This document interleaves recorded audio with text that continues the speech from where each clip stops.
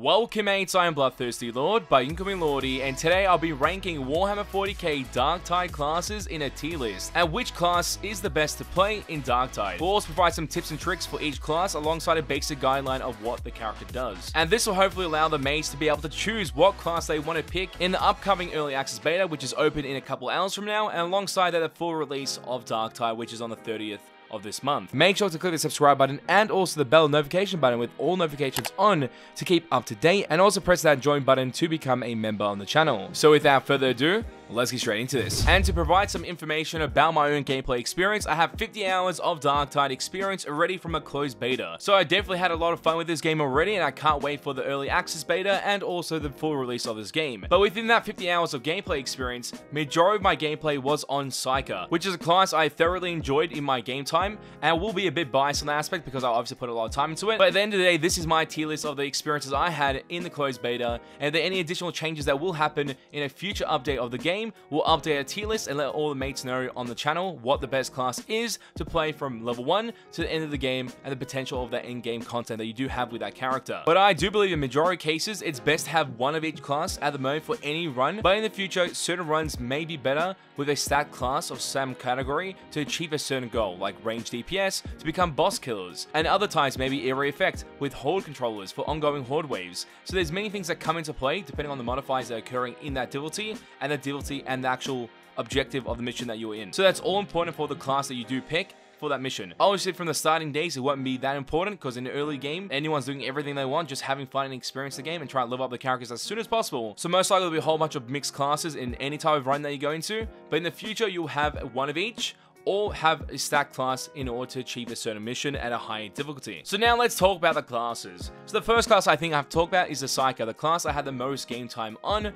and this class has so much going for it. So many capabilities with the weapons that you do gain being the Psyker stuff and force weapons. These have force aspects to it, allowing you to use certain move sets that are not accessible to other classes, like being able to push block with a certain animation that affects everything in front of you with your force sword weapon. So that's kind of fun to utilize these mechanics at any given point, which allows you to control the horde while doing damage, and then also using the Psyker staff for area effect. And just by the weapons alone on the Psyker class, there's a lot of value to your character in general when picking this class. And alongside that, you have the peril mechanics or peril abilities. This allow you to zap enemies from afar, do major damage towards specials or mutations, and destroy the bosses pretty darn quickly, while also controlling yourself from exploding, because there is a venting mechanic, and the venting mechanic ends up being a push force ability where you just vent everything out and then you go back to 0% instead of being 100% and exploding. So this class ends up being this interesting mechanic where you have to balance your peril meter, make sure you're never at 100%, but also making sure that you're 0%, because you do gain benefits in your skill tree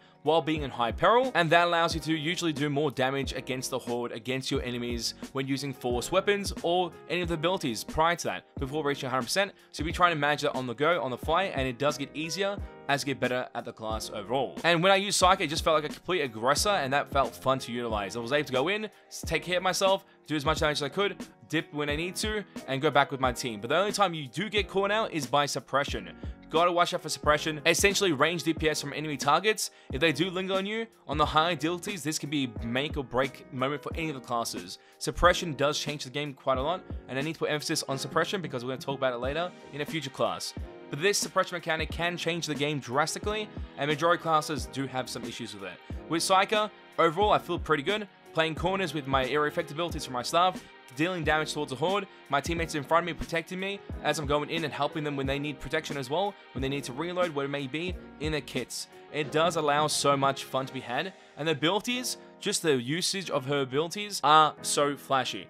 It's electricity. It looks great. And the new additions to the abilities in this beta have Palpatine aspects. So that's going to be fun. For right now, I think in the tier list category, this class is a S tier class. It feels fun playing at level 1, and it feels fun playing at level 40. You won't lose any of the enjoyment during that progress at any point. That's the best part about playing this class. Easy to pick up, easy to learn, and then the benefits are there overall. And you can see highly skilled play on any of these classes, so that is something that you just gain through experience and knowledge of the game itself. So the next class we'll be talking about is Ogryn. This character is very, very interesting. It has so much potential, but for some reason in the closed beta, that potential was not seen at all. So this will obviously change the grading of this class, and I do feel that this class can be a god tier class in this beta or even at full release, so we'll double check it again. But this class is a tanky horde controller with cleave attacks. Very good for close range suppression with weapons, due to the fact that he has ongoing ammo in one of his weapons. He doesn't need to reload until a certain time, so you can just pretty much keep shooting until you need to, and then when you need reload, you get your teammates to help out when you go for that reload. It's a very fun and funny class to play overall, and allows for role playing to occur with 4 Ogryns. It's really, really fun to see on one team.